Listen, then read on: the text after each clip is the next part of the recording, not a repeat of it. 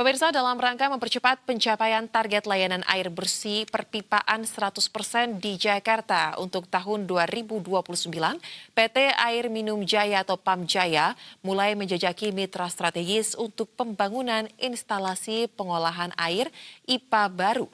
Perluasan layanan air perpipaan diharapkan dapat mengurangi ketergantungan masyarakat atas penggunaan air tanah.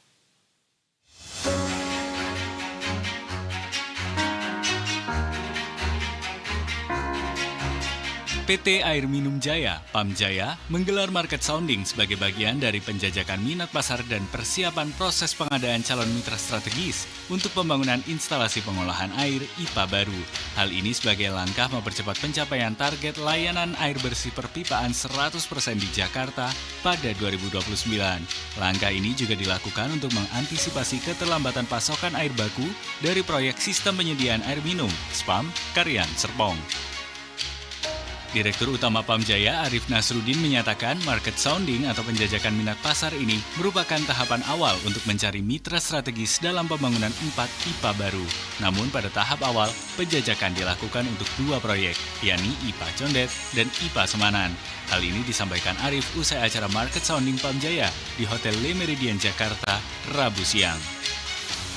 Market sounding ini adalah salah satu proses pelelangan atau bidding gitu ya, mencari mitra strategisnya PAM Jaya gitu ya, dalam rangka pembangunan tambahan 4 IPA yang memang harus dilakukan untuk memitigasi keterlambatan atas bendungan Karian yang memang waktu itu direncanakan Kementerian PU on board atau kemudian beroperasi itu sebenarnya sudah dari sama seperti waktu di Jatiluhur 2 tahun yang lalu.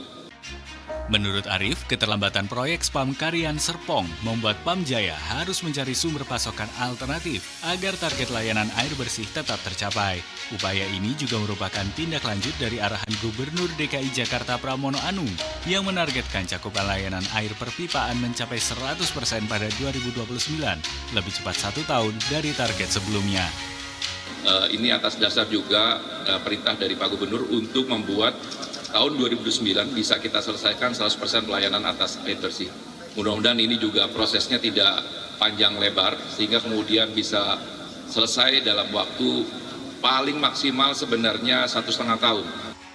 Asisten Pembangunan Sekretaris Daerah Provinsi DKI Jakarta Afan Adriansyah Idris berharap proses market sounding segera menghasilkan kesepakatan dengan mitra strategis sehingga pembangunan dapat dimulai pada Agustus 2026.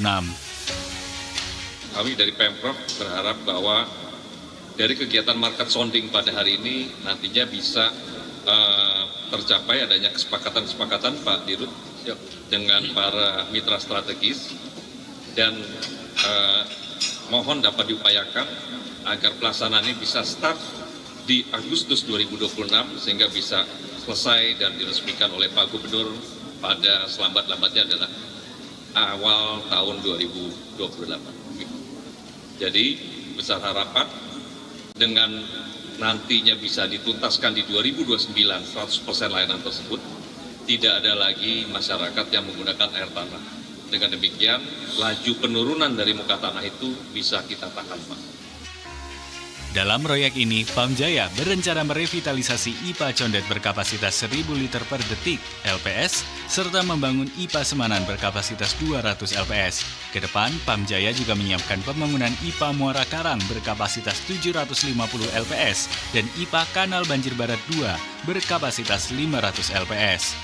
Selain meningkatkan pelayanan kepada masyarakat, perluasan layanan air perpipaan juga diharapkan dapat mengurangi ketergantungan masyarakat terhadap penggunaan air tanah yang menjadi salah satu penyebab penurunan muka tanah, land subsidence, di Jakarta. Sementara itu, hingga Mei 2026 ini, cakupan layanan PAM Jaya telah mencapai 82,03% dengan volume air terdistribusi sebesar 23.105 LPS dengan panjang jaringan pipa mencapai 13.073 km. Akmal Alhamdi, Muhammad Rizky, Berita 1, Jakarta.